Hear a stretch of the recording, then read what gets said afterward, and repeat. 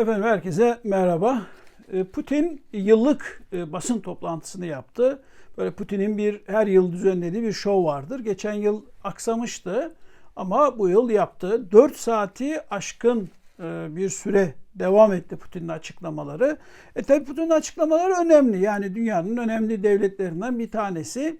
Ve her devlet başkanı da böyle yılın sonunda böyle bir şovvari bir basın toplantısı da yapmıyor. Ayrıca Ukrayna Savaşı nedeniyle bu yılki basın toplantısı, bu yılki açıklamaları Putin'in daha da önemli hale geldi. Ben dinledim, izledim. Görebildiğim kadarıyla yani buradan çıkarabildiğim en önemli noktaları sizinle paylaşmak isterim. Bunun birincisi şu. Putin Ukrayna ile nasıl barışabileceğini, daha doğrusu Ukrayna Savaşı'nı nasıl tamamlayabileceklerini, bunun şartlarını, nasıl savaşın sona erebileceğini, Rusya açısından bu şartları bu basın toplantısında bir sıraladı. Böyle ben 5 tane madde saydım. Kendisi keyfi gayet yerinde görünüyordu. Belki de öyle görünmeye de çalıştı. Rahattı. Ukrayna Savaşı konusunda ekstra bir rahat görünmeye gayret etti. Daha fazla bizim asker toplamaya ihtiyacımız yok dedi. Zaten her gün dedi 1500 asker geliyor dedi yani. Yeni bir kampanya yapmamıza da gerek yok dedi. Belki bunu Rus seçmeni rahatlatmak için yaptı. Biliyorsunuz yakın bir zamanda seçim olacak. Devlet başkanlığı seçimi olacak ve Putin de aday. Ve Rusların en büyük korkusu Ukrayna Savaşı nedeniyle erkeklerin savaşa çağrılması, daha fazla Rus'un asker altına alınması. Bu konuda bir rahatlık vermeye çalıştı Putin. Dedi ki bizim askere daha fazla askere ihtiyacımız yok. Zaten her gün 1500 asker normal şartlarda geliyor. Öyle Ukrayna Savaşı'nda da hani böyle o savaş demiyor tabii operasyon diyor. Öyle çok fazla bir askere de ihtiyaç da duymuyoruz. Yani şu an rutininde gayet iyi gidiyor şeklinde bir manzara çizmeye çalıştı. Ve dedi ki Ukrayna Savaşı'nı, Ukrayna'daki operasyonu daha doğrusu biz dedi Rusya olarak bütün amaçlarımıza ulaşınca sona erdireceğiz. Tabi buradan bir şey anlaşılmıyor. Ama söylediği başka şeyler de vardı. Dedi ki Ukrayna tarafsız kalsın. Putin'in Ukrayna'daki savaşı bitirme şartlarından bir tanesi bu. Daha önce de zaten defalarca ifade etmişti ama hani değerli toplu bir açıklama olduğu için burada birleştirelim şartlarını söylüyor. Bir diyor Ukrayna tarafsız kalacak. NATO'ya girmeyecek. NATO'ya girmeye çalışmayacak. Bunu bir kere unutacak. Yani olmazsa olmaz şart bu. Bunu defalarca zaten Rusya söylemişti. Ukrayna çatışmalardan önce deseydi ki ben NATO'ya katılmayı hiç düşünmüyorum deseydi bu çatışmalar büyük ihtimalle bu kadar hızlı olmayacaktı. Farklı bir hikaye olacaktı. Evet, Putin'in bir diğer şartı, yani buradan yine çıkarabildiğimiz kadarıyla Kırım Rusya'da kalacak.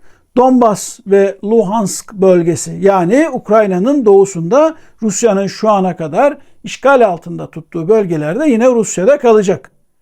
Yani Rusya diyor ki ben nereleri almış isem buralar bende kalacak. Bunlar zaten benim.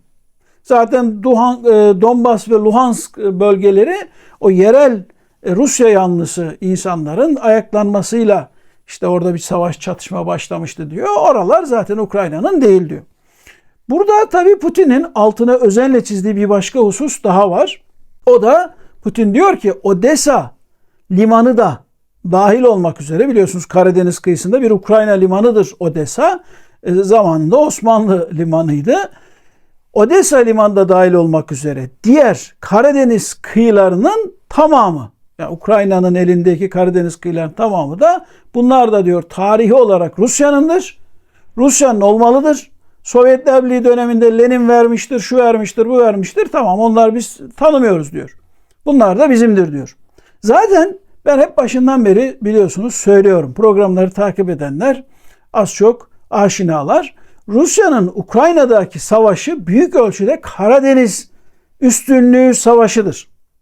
Bu Türkiye'de zaman zaman göz ardı ediliyor. Yani Rusya ile Türkiye'nin arasının iyi olması, Rusya'nın Amerika ile Avrupa ile söz düellosu, işte çatışmaları, anlaşmazlıkları nedeniyle savaş ağırlıklı olarak sanki Rusya ile batıdaki güçler arasındaki bir savaş olarak algılanıyor. Bu kısmen doğrudur.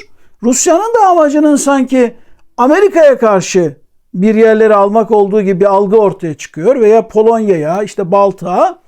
Bunlarda kısmi doğruluk payları var. Ama bu savaşın asıl gayesi Rusya'nın Karadeniz'de üstünlük tesis etme savaşıdır. Karadeniz'in güneyi Türkiye kıyıları, en uzun kıyılar Türkiye'de biliyorsunuz. Sovyetler Birliği zamanında Karadeniz'de bir Sovyet üstünlüğü vardı. Bugünkü Ukrayna ve Rusya ve Gürcistan kıyıları, yani Karadeniz'in tüm doğusu ve kuzeyi Sovyetler Birliği'ne dahildi. Yani Moskova'dan yönetiliyor idi. Ayrıca Ukrayna'nın hemen güneyinde yer alan Moldova, gerçi kıyısı yok ama Romanya ve Bulgaristan, bunlar da Sovyet bloku içerisindeki ülkelerdi. Yani Doğu bloku içerisinde sosyalist, komünist ülkeler olarak geçiyor idiler. Dolayısıyla burada tek NATO ülkesi Türkiye idi. Tek NATO ülkesiydi. Ama Soğuk Savaş bitti. Sovyetler Birliği dağıldı ve Avrupa Birliği ile NATO hızla doğuya doğru yürüdü. Rusya'nın gafleti, delaleti, fakirliği, açlığı, susuzluğu derken ondan istifade ettiler ve Avrupa Birliği'ni ve NATO'yu Karadeniz'in batı kıyılarına taşıdılar. Yani Romanya, Bulgaristan, bunlar da Batı blokuna dahil oldu. Böylece aslına bakarsanız Karadeniz'deki denge, yani Türkiye NATO ülkesi güneyde, Romanya, Bulgaristan yine Batı blokunda. Böylece buna bir de Ukrayna'da eklenir ise, Ukrayna'da NATO'ya girer ise, Avrupa Birliği'ne girer ise Karadeniz'de Rusya'nın neredeyse böyle daracık bir şeridi kalacaktı. Yani Kırım'da Ukrayna'nın idi biliyorsunuz. Hala da iddiası var. Küçücük bir şerit kalacaktı. Hatta Gürcistan bile biliyorsunuz NATO'ya girme hayalleri kurdu bir ara. Zaten o 2008 savaşının sebebi odur. Bütün mesele Karadeniz'dir. Karadeniz'dir, Karadeniz'dir. Ondan sonra 4. 5. 6. sırada Ukrayna'nın batısı, kuzeyi, işte ne bileyim Baltık'tır, Polonya'dır, şudur budur, onlar daha sonra gelir. Rusya Karadeniz'deki hedeflerini elde etmeden batıya doğru ilerleyemez, batıya doğru hesaplarını yürütemez. Şu anda NATO Karadeniz'e girmeye çalışıyor. Zaten batı kıyıları Karadeniz'de biliyorsunuz Batı bloğunda. Burada bir gariplik şudur. Türkiye NATO üyesi olmasına rağmen son dönemde bir gönül soğuması yaşanıyor. Karşılıklı olarak iki taraf arasında bir soğukluk yaşanıyor. Duygusal kopuş yaşanıyor. Türkiye NATO üyesi ama Türkiye'ye F-16 satılmıyor. Yani bir askeri ittifak düşünün, üyesine silah satmıyor, uçak satmıyor. Parasıyla da. Yardımı geçtim. Ama o ittifak Ukrayna'ya işte bedava silah veriyor. Milyarlarca, 10 milyarlarca dolar veriyor. Şimdi ben burada bir analiz yapmıyorum yani. Şunu sadece söylemeye çalışıyorum. Bu durum tuhaftır, gariptir. Yani ittifak ilişkisine uymuyor. Burada çok büyük şeyler var. Bunları zamanı geldiğinde ilerleyen programlarımızda dilim döndüğünce anlatmaya çalışacağım. Ama Türkiye böyle bir ayrık bir NATO üyesi konumunda şu anda. Bu Rusya'nın işine geliyor. NATO'nun da manevra alanını çok daraltıyor. Ama bu bir Karadeniz meselesidir. Onu söylüyorum. Ve Rusya'nın hedefi de Gürcistan'ın kıyılarını da bir şekilde almak, ister işgal ederek, isterse onunla bir anlaşma, bir takım anlaşmalar temin ederek orada belki bir üs temin etmek. Abazya'da biliyorsunuz şimdi kuruyorlar. Ne derler? Liman kuruyorlar. Askeri üs kuruyor. Donanmayı oraya çekiyor. Ta bizim yani Trabzon'a oldukça yakın bir yere, hemen karşımızda bir yere çekiyor Rusya bütün donanmasını. Kırım'ı zaten işgal etti. Şimdi Odessa ve çevresini de almak istiyor.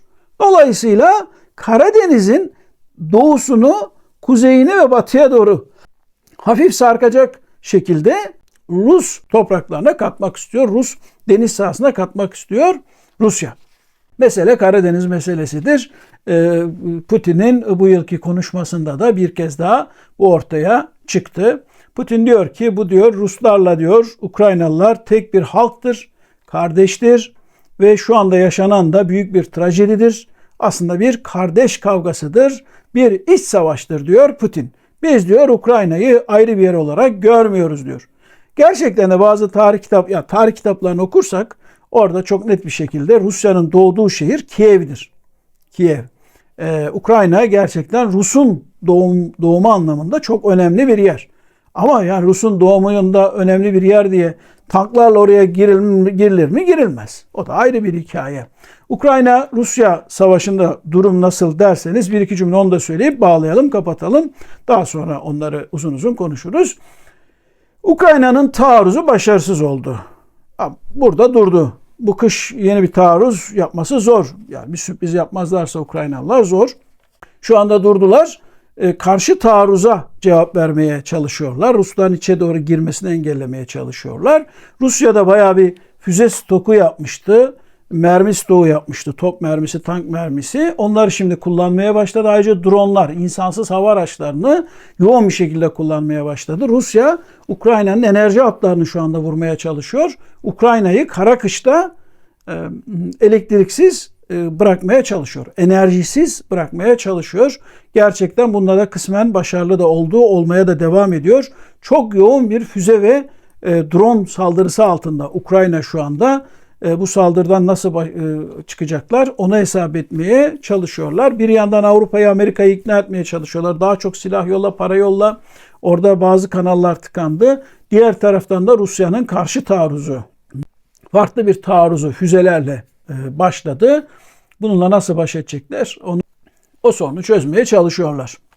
Evet, bugünlük bu kadar. Sonraki yayınımızda görüşmek üzere. Kendinize iyi bakınız. Hoşça kalınız.